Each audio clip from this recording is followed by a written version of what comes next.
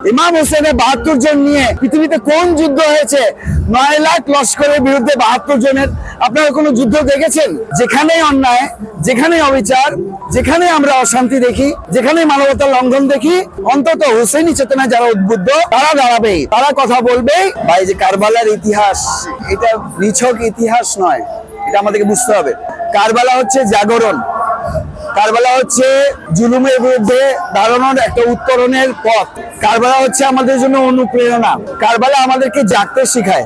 কারবালা আমাদেরকে শিখায় কিভাবে মানুষ হয়ে স্বাধীনভাবে এই পৃথিবীতে বেঁচে থাকার অধিকার প্রত্যেক মানুষের আছে। সুতরাং কারবালার মেসেজ, কারবালার শিক্ষা, যার কারবালার থেকে কারবালার শিক্ষা নেওয়ার দরকার সে নিতে থাকবে এবং কিয়ামত পর্যন্ত নিতে থাকবে ইনশাআল্লাহ। কারবালার প্রত্যেকটা দিনই, আমরা বলি যে প্রত্যেক দিনই আশুরা, প্রত্যেকটি ভূমি কারবালা। এটা বলার কারণটা হচ্ছে এটা যে কারবালায় যে ঘটনাটা হয়েছে সেটা আমাদের জন্য, মানে আমাদের এই যুগের জন্য, আমাদের আগের যুগের জন্য, আমাদের পরের যুগের জন্য, সব সময়ের জন্যই দৃষ্টান্ত। যখনই কোনো জায়গায় অন্যায় হবে তখনই এইটা একটা কারবালা আমাদেরকে ওই জায়গাটায় আশুরার যে ঘটনা, আশুরা যে ইমাম হোসেন যে করণীয় আমাদেরকে নির্ধারণ করে দিয়ে গেছেন, যে দিক নির্দেশন দিয়ে গেছেন, সেটাই হচ্ছে আমাদের জন্য করণীয়। যার জন্য আপনারা দেখবেন যে সাম্প্রতিক যুদ্ধে অ্যাসিমেট্রিক ওয়ার বলা হয়। আপনারা দেখেছেন কোনো সমতা নেই, ৯ লাখ লোকের বিরুদ্ধে ৭২ জনের যুদ্ধ হয়। তো বুঝতে হবে এটা মনস্তাত্ত্বিক বিজয়, এটা ইসলাম কর্তৃক নির্ধারিত এলাহি নিজাম, এটা আল্লাহর তরফ থেকে প্রদত্ত একটি গাইডলাইন আমাদের জন্য, যা কিয়ামত পর্যন্ত আমাদের জন্য দৃষ্টান্ত হয়ে থাকবে। এই কারবালার আজকে এই ধারণাটা আমাদের, সেটাকেই আমরা প্রতীকী হিসেবে দাঁড়াই, কিন্তু শুধু প্রতীকী হিসেবে আমরা দাঁড়াই না। এটাই হচ্ছে আমাদের আশুরা থেকে পাওয়া, আলহামদুলিল্লাহ।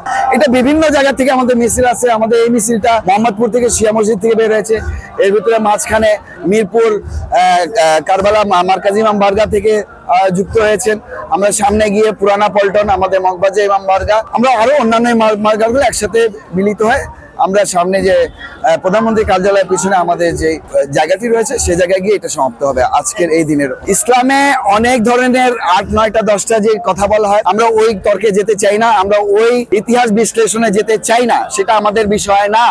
যাদের জন্য প্রতিবদ্ধ তারা এটা করবে, এটা আমাদের বিষয় না। আমরা যেটা জানি যে যারা ইসলাম যিনি আমাদেরকে দিয়েছেন, নবী করিম সাল্লাল্লাহু আলাইহি ওয়াসাল্লাম, তার প্রিয় দরিদ্র 63 বছর, মাত্র 63 বছর হলো নবীজির গমনের পর। কি এমন জরুরি হলো যে নবীর নাতির প্রাণ যাচ্ছে? শুধু নবীর নাতি না, তিনি যুবক, বেহেশতের যুবকদের সর্দার, তাকে তার আত্মাহুতি দিতে হচ্ছে। কি এমন কারণ? সুতরাং ঘটনাটি খুব সাদামাটা ভাবে দেখলে হবে না। ইসলামের বিরুদ্ধে ষড়যন্ত্র নবীর জন্মের আগের থেকে হয়েছে। এটা অনেক বড় ইতিহাস, এইভাবে বলা যাবে না। তবে এটা আমাদের মনে রাখতে হবে যে ইসলামের বিরুদ্ধে, বা ইসলাম মানে কি? শান্তি। শান্তির বিরুদ্ধে ষড়যন্ত্র সবসময় যারা অশান্তিকারী তারা করবেই। এই জায়গাটা আমাদেরকে বার্তা এটাই যে আমাদেরকে সজাগ থাকতে হবে, সচেতন থাকতে হবে।